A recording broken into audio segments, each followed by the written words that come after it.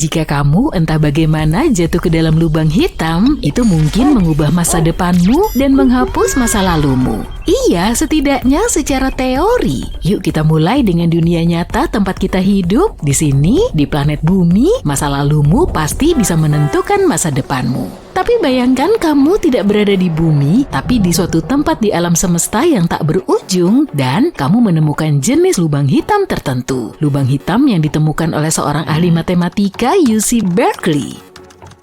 Supaya tidak tertukar dengan lubang hitam biasa, kita sebut saja jenis ini. Bagaimana dengan lubang hitam jinak? Jadi inilah alasannya mengapa kamu membutuhkan lubang hitam yang spesifik. Masalahnya kamu tidak mungkin bisa bertahan hidup di lubang hitam biasa, tapi menurut beberapa perhitungan yang dilakukan oleh rekan postdoctoral Hinz dari UC Berkeley, jenis lubang hitam tertentu yang kita sebut sebagai lubang hitam jinak ini bisa saja mengembang dengan laju yang sangat cepat. Inilah yang memungkinkan untuk bertahan hidup dalam transisi dari dunia kita yang deterministik ke lubang hitam yang tidak deterministik.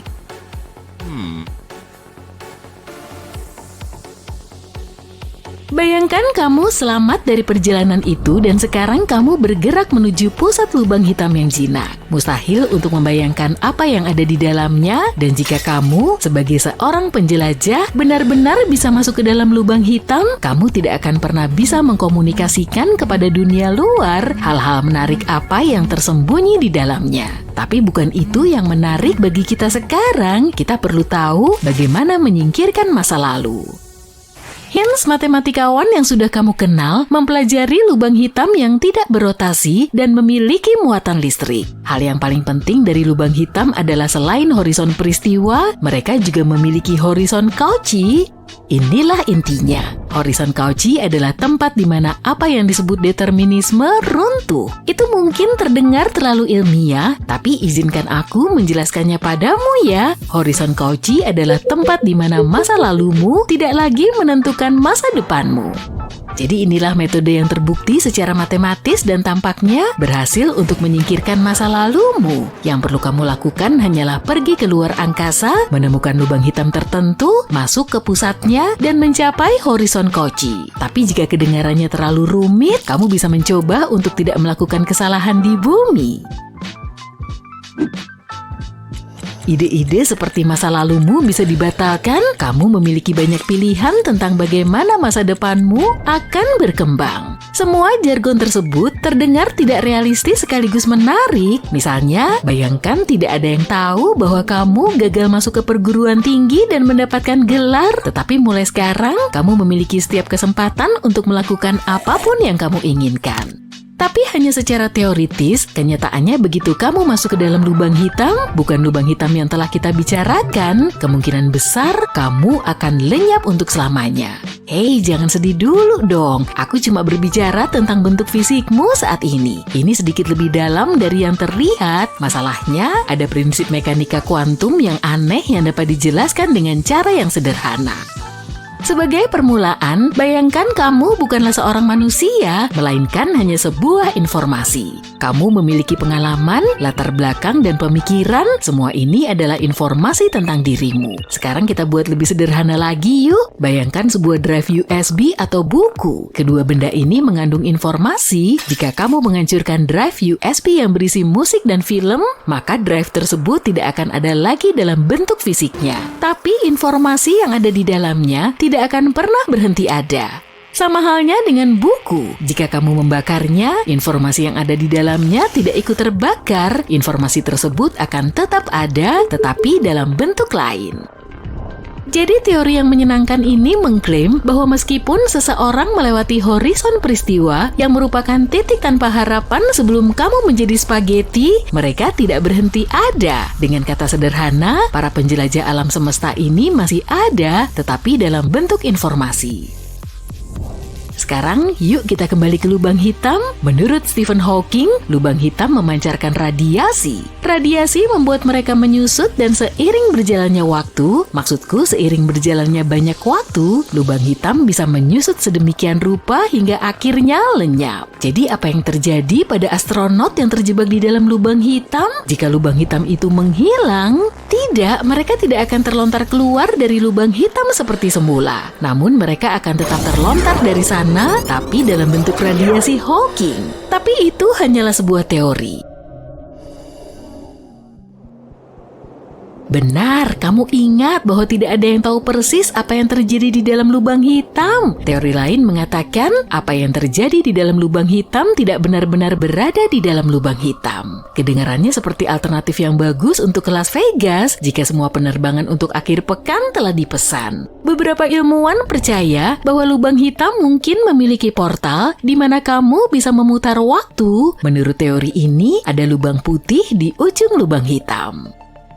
Jika kamu sampai di sana, kamu dapat membatalkan banyak hal. Misalnya kamu memecahkan vas kesayangan ibumu, masuklah ke dalam lubang putih dan semuanya akan kembali seperti baru. Kamu memasak orak-arik dan membuat jus jeruk segar, tapi entah bagaimana kamu kehilangan selera makan. Nggak masalah kok jika kamu memasaknya di dalam lubang putih. Voila! Telurnya tidak pecah, jeruknya tidak terpotong dan segar kembali. Nggak ada lagi makanan yang terbuang.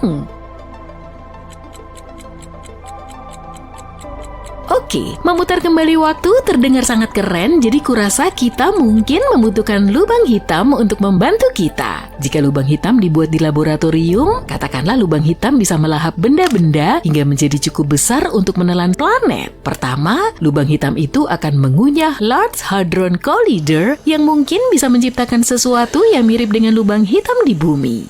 Berikutnya Jenewa, tempat Large Hadron Collider berada. Kemudian seluruh negara Swiss, lalu Eropa. Pada saat itu tidak lama lagi bumi akan lenyap. Untungnya jika lubang hitam benar-benar muncul, ukurannya akan sangat kecil sehingga tidak akan bisa melakukan apa-apa. Lubang hitam sebenarnya menghasilkan banyak energi dan melepaskannya seringkali dalam bentuk panas seperti tungku. Artinya lubang hitam akan memudar ketika kehabisan bahan bakar. Bahkan jika lubang hitam mikroskopis yang stabil tercipta, lubang hitam itu akan terus bertumbuh dengan sangat lambat sehingga tidak akan ada yang terjadi. Dengan asumsi bahwa ia bertahan cukup lama untuk menyerap partikel-partikel kecil di sekelilingnya, lubang hitam sebesar ini akan membutuhkan waktu yang sangat lama untuk mencapai berat 1 pon pun. Aku nggak akan ada saat itu, tapi lubang hitam di bumi bisa jadi sesuatu yang luar biasa. Lubang hitam yang relatif kecil pun bisa memancarkan energi yang cukup untuk menghidupi umat manusia. Kita berbicara banyak tentang makanan kan? Jangan lupakan spaghettifikasi. Konsepnya cukup sederhana, ini semua tentang gravitasi. Bayangkan kamu sedang bermain dengan permen karet, dengan kekuatanmu, kamu dengan mudah meregangkannya, sehingga alih-alih potongan biasa, kamu bisa mendapatkan permen karet yang panjang dan tipis. Hal yang sama juga terjadi pada kalian, gaya lubang hitam cukup untuk meregangkan kalian seolah-olah kamu adalah permen karet. Gravitasi menahanmu di satu sisi yang membuatmu meregang. Kamu mungkin bertanya-tanya, kenapa tidak terjadi spaghettifikasi di bumi jika ada gravitasi juga? Gampang aja, gravitasi terlalu lemah untuk melakukan hal itu padamu. Jika kamu meminta kupu-kupu untuk meregangkan permen karet, apakah kupu-kupu bisa melakukannya? Gak mungkin kan? Anggota tubuh mereka yang kecil terlalu lemah. Sama halnya dengan bumi terlalu lemah dibandingkan dengan lubang hitam. Jadi jika kamu bertanya-tanya apakah kamu akan mencapai ketinggian 198 cm, itu mungkin tidak akan pernah terjadi di bumi. Tapi ketika kamu berada di dalam lubang hitam, kamu bisa melampaui ketinggian 198 cm. Tapi momen ketinggian terbaikmu tidak akan bertahan lama. Jika kamu meregangkan permen karet, suatu saat permen karet itu akan robek. Hal yang sama akan terjadi padamu karena spaghettifikasi.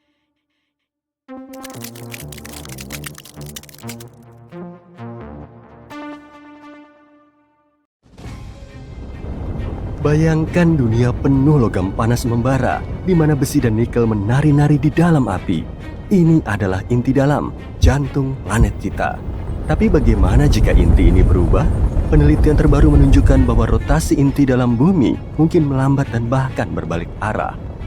Apakah ini pertanda akhir zaman? Akankah bumi runtuh ke dalam intinya? Mari kita cari tahu. Bayangkan sebuah bawang bombay raksasa dan setiap lapisannya mewakili lapisan bumi yang berbeda. Bagian tengah bawang ini yang tidak bisa kamu jangkau mewakili inti bumi. Ini seperti tanah misterius yang belum pernah terjamah oleh siapapun. Tapi para ilmuwan telah mencoba mengungkap rahasianya selama berabad-abad. Bayangkan menyelam jauh ke dalam pusat bumi, melampaui kerak, mantel, dan akhirnya 2897 km di bawah permukaan, kamu akan mencapai inti dalam. Inti bumi adalah bola logam membara, terdiri dari besi dan nikel padat, dan saking panasnya hingga warnanya putih cemerlang. Inti ini juga dikelilingi inti luar yang cair. Tempat misterius ini tidak seperti tempat lain di planet kita, dan ketahuilah inti ini berputar pada porosnya sendiri. Inti dalam seperti tornado api yang terus berputar, menghasilkan panas dan energi dari dalam keluar.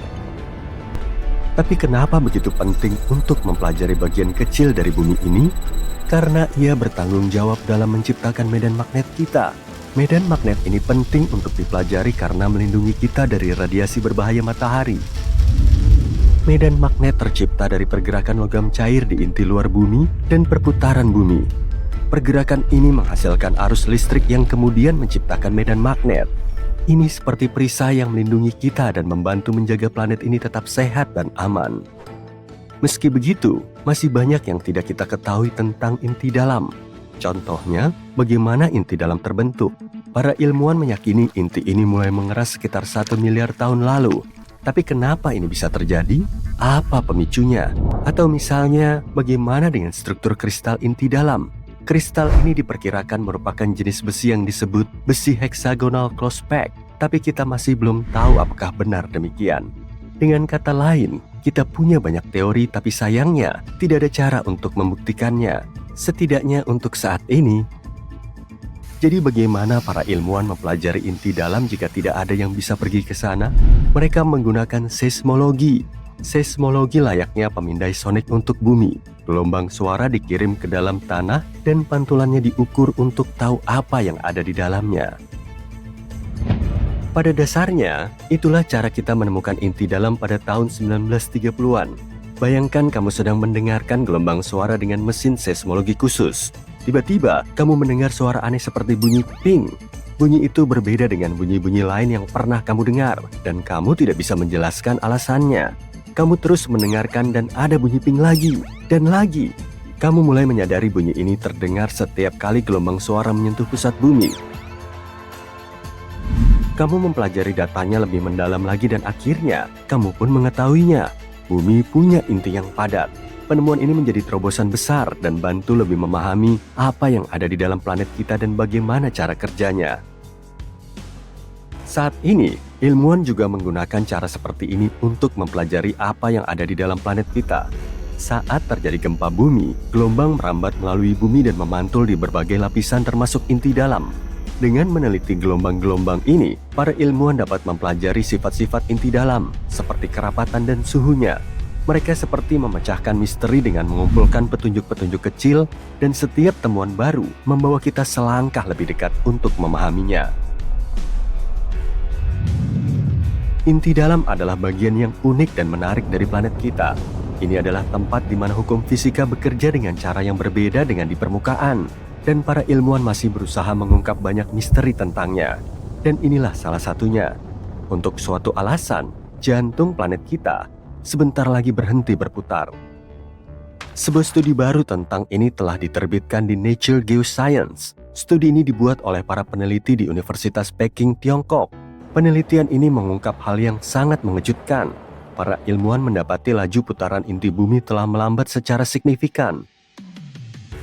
Tidak satu pun menduga hal ini, tapi menurut hasil penelitian, perlambatan itu dimulai sejak tahun 2009. Dan bukan cuma itu, hasil penelitian juga menunjukkan bahwa inti dalam mungkin akan membalik arah putarannya. Betul sekali, bola besi dan nikel panas yang telah berputar selama jutaan tahun ini mungkin sedang melambat dan berubah arah. seperti ketika gasing mulai melambat. Hanya saja, ini terjadi di pusat planet kita. Para ilmuwan bingung dengan temuan ini. Jadi apa artinya semua ini dan kenapa bisa terjadi? Nah, ternyata ada pola yang lebih besar. Para ilmuwan percaya bahwa perubahan rotasi inti dalam ini mungkin disebabkan oleh pengaruh mantel bumi dan medan magnet inti luar bumi.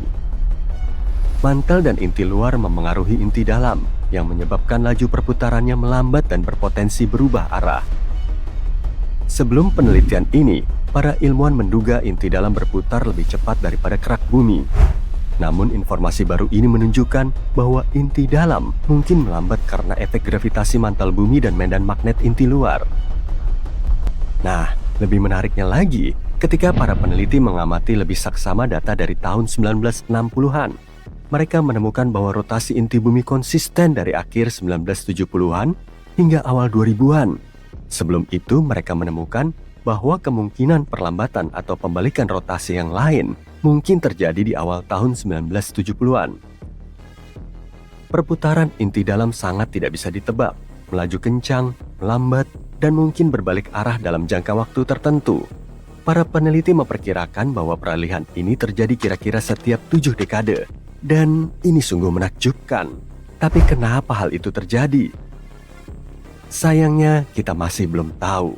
Alasan pasti kenapa inti bumi terkadang berhenti dan mulai berputar ke arah lain masih belum dipahami.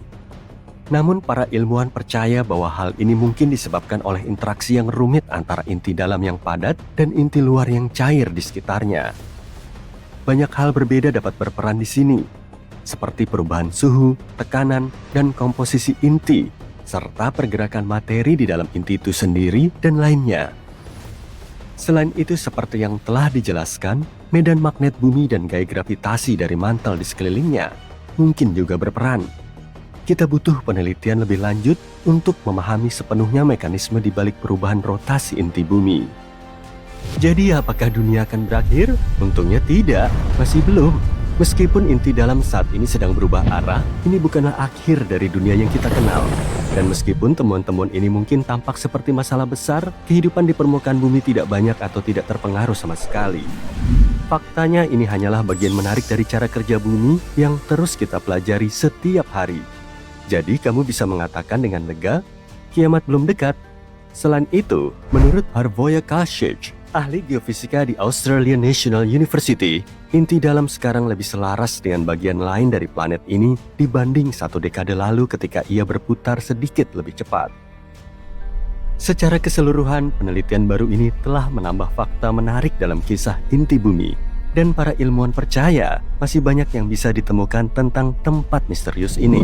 Entah rahasia apa lagi yang tersembunyi di jantung planet kita, kemungkinannya tidak terbatas. Jadi mari terus meneliti dan menikmati waktu kita di planet yang menakjubkan ini. Apa yang terjadi ketika sebuah bintang kehabisan bahan bakar? Pertama-tama, anehnya bintang akan membesar hingga jutaan kali lipat ukuran aslinya. Saat inti bintang kehabisan hidrogen, bintang akan mengerut karena tarikan gravitasinya sendiri, tapi sebagian fusi hidrogen tetap berlangsung di lapisan atasnya. Saat mengerut, inti bintang akan memanas. Ini menyebabkan lapisan atas bintang ikut memanas dan mengembang. Diameter bintang pun bertambah. Semakin bertambah besar, bintang akan menelan materi apa saja, bahkan planet-planetnya sendiri. Para astronom sudah pernah mengamati bintang tepat sebelum atau sesudah menelan seluruh planet. Tapi sampai baru-baru ini, mereka belum pernah melihat proses itu sendiri. Para ilmuwan dari berbagai universitas melaporkan bahwa untuk pertama kalinya dalam sejarah, mereka berhasil menyaksikan bintang menelan planet. Dan peristiwa tragis ini terjadi bukan di galaksi yang jauh, melainkan masih di galaksi Bima Sakti, sekitar 12.000 tahun cahaya dari bumi.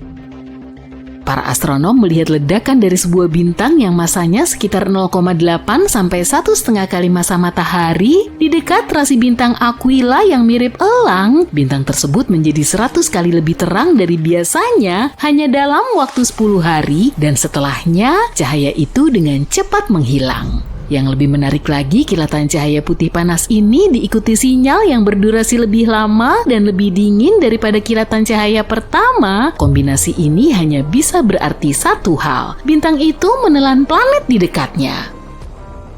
Planet apakah itu? Para astronom menduga itu merupakan planet super panas dengan massa 1-10 kali massa Jupiter. Planet seperti itu juga disebut Jupiter panas. Ini merupakan eksoplanet raksasa mirip Jupiter yang ada di tata surya kita dan hanya butuh waktu kurang dari 10 hari untuk mengitari bintang induknya. Planet yang kita bicarakan ini perlahan bergerak mengelilingi bintang itu sampai akhirnya tertarik masuk ke atmosfernya dan akhirnya terperangkap di dalam inti bintang yang hampir mati. Perjamuan galaksi ini terjadi antara 10.000 hingga 15.000 tahun lalu saat bintang itu berusia sekitar 10 miliar tahun. Dan mengingat usianya yang sangat tua, proses menelan itu sendiri terjadi secepat kilat dalam satu gerakan. Ini sangat berbeda dengan Jupiter panas lainnya yang dilahap perlahan-lahan oleh bintang induknya. Para astronom gak yakin apakah ada planet lain yang mengitari bintang ini pada jarak yang aman. Kalaupun ada, mungkin butuh ribuan tahun sebelum akhirnya planet-planet itu menjadi hidangan utama atau makanan penutup si bintang. Yang jelas setelah para astronom tahu apa yang harus dicari, mereka akan terus memantau terjadinya peristiwa kosmik serupa. Karena suatu hari nanti, planet kita dan juga sebagian dari tata surya akan mengalami nasib yang sama, semua yang ada di sekitar kita akan lenyap dalam sekejap. Tapi kamu bisa tenang dan bernapas lega karena peristiwa itu tidak akan terjadi sampai 5 miliar tahun lagi. Saat itulah matahari diperkirakan akan kehabisan tenaga dan mengembang begitu besar hingga menelan planet-planet dalam tata surya seperti Merkurius, Venus, Bumi, dan Mars. Jika manusia sudah berhasil mendiami planet lain pada saat itu, yang jaraknya paling tidak 10.000 tahun cahaya dari bumi, maka mereka akan bisa menyaksikan bencana ini. Matahari tiba-tiba menjadi jauh lebih terang dan melontarkan sejumlah materi keluar angkasa. Matahari akan menelan beberapa planet termasuk bumi sebelum akhirnya kembali seperti semula. Tapi bintang bukan satu-satunya objek di alam semesta yang menelan objek-objek angkasa lainnya. Ada monster kosmik lain yang melahap segala sesuatunya, bahkan cahaya. Sudah bisa menebaknya? Benar, yang kumaksud adalah lubang hitam. Tapi yang lebih menarik lagi, lubang hitam ini tidak hanya melahap segala sesuatu, tapi juga memuntahkannya. Belum lama ini, para ilmuwan mendapati lubang hitam supermasif di pusat galaksi Bima Sakti, tempat tinggal kita, tampak bocor. Kenapa hal ini sangat signifikan? Karena itu bisa berarti lubang hitam bernama Sagittarius A*, yang masanya 4,1 juta kali massa matahari ini bukanlah raksasa tidur seperti yang diduga sebelumnya. Dia mungkin masih aktif, dan kebocoran ini bisa jadi disebabkan karena lubang hitam tersebut cegukan ketika menelan awan gas. Dalam penelitian ini, tim astronom menggunakan teleskop luar angkasa Hubble. Teleskop ini membantu mereka menemukan semburan yang tampak seperti obor tiup. Semburan itu mendorong awan hidrogen di pusat galaksi kita dan tampak seperti memuntahkan gas mirip selang yang diarahkan ke tumpukan pasir. Hal ini sering terjadi di sekitar lubang hitam aktif yang dikelilingi materi yang tertarik ke arahnya akibat pengaruh gravitasi yang luar biasa besar. Sebagian materi ini masuk ke lubang hitam, tapi sebagian kecil lainnya tersapu keluar oleh medan magnet yang kuat. Penelitian ini menunjukkan ketika awan gas raksasa berada terlalu dekat dengan lubang hitam supermasif, awan tersebut akan tertelan, kemudian lubang hitam itu bersendawa mengeluarkan semburan-semburan kecil materi. Gelombang Fermi mungkin merupakan hasil dari sendawa yang terjadi sekitar 2 hingga 4 juta tahun lalu. Tapi baru-baru ini, para ilmuwan menemukan gelembung gas panas raksasa yang bercahaya. Gelembung ini sejajar dengan semburan yang memanjang sejauh 35 tahun cahaya atau lebih dari lubang hitam supermasif. Para astronom menduga semburan itu bisa saja menghantam gelembung gas tersebut dan membuatnya mengembang. Nah, aku akan memberitahu sesuatu yang lebih menyeramkan lagi nih. Sepertinya ada lubang hitam yang saling memakan satu sama lain. Semacam itu, saat ini keduanya sedang berbagi makanan, tapi tidak ada yang tahu apa yang akan terjadi di masa depan. Biar ku jelaskan lebih detail ya. Para astronom menemukan dua lubang hitam supermasif yang sedang melahap materi kosmik dari dua galaksi yang menyatu di luar angkasa yang jauh. Kedua lubang hitam raksasa itu ditemukan dengan bantuan teleskop Atacama Large Millimeter Submillimeter Array atau ALMA. Teleskop-teleskop ini berada di Gurun Atacama, Chili bagian utara. Para ilmuwan awalnya menggunakan teleskop ini untuk mengamati dua galaksi yang menyatu sekitar 500 juta tahun cahaya dari bumi. Para astronom juga menemukan dua lubang hitam raksasa tumbuh berdampingan tidak jauh dari pusat galaksi yang menyatu, yaitu UGC 4211. Tampaknya kedua lubang hitam itu bertemu ketika galaksi induknya bertabrakan. Salah satu lubang hitam bermasa 200 juta kali masa matahari. Sedangkan yang satunya lagi sedikit lebih kecil, yaitu sekitar 125 juta kali masa bintang kita. Meskipun tidak tampak secara langsung, kedua lubang hitam ini dikelilingi gugusan gas dan bintang-bintang yang bersinar terang. Semua ini terseret mendekat oleh tarikan gravitasi lubang hitam. Seiring waktu, dua lubang hitam ini akan saling mengitari satu sama lain. Dan pada akhirnya, keduanya akan bertabrakan dan menciptakan lubang hitam yang lebih besar lagi. Para ilmuwan sudah mengamati kedua lubang hitam ini dari berbagai panjang gelombang cahaya dan sampai pada kesimpulan bahwa keduanya cukup unik. Jaraknya paling dekat satu sama lain dari semua lubang hitam yang pernah dilihat oleh para astronom. Jarak antara keduanya hanya 750 tahun cahaya yang secara astronomis berarti hanya bersebelahan. Yang lebih menarik lagi, jarak ini mendekati batas yang bisa dideteksi oleh teknologi modern. Menariknya, penyatuan massa yang sangat besar seperti itu lebih umum terjadi pada galaksi-galaksi yang jauh, karena itu teleskop-teleskop di bumi sulit menangkapnya. Tapi kepekaan ALMA membantu para astronom mengamati area yang terang dan padat di mana materi berputar di sekeliling lubang hitam. Bayangkan betapa terkejutnya para astronom ketika mereka tidak hanya melihat satu, melainkan dua lubang hitam yang sedang melahap debu dan gas yang terbentuk akibat penyatuan masif di antariksa.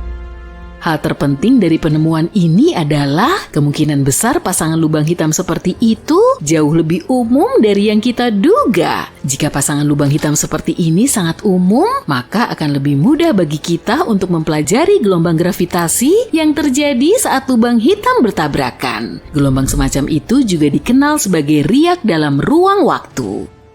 Untuk pasangan lubang hitam yang baru saja ditemukan, mungkin masih butuh waktu beberapa ratus juta tahun untuk keduanya saling bertabrakan. Tapi dengan mengamati perilakunya, para ilmuwan bisa mengetahui berapa banyak lubang hitam ganda yang akan bertabrakan di alam semesta.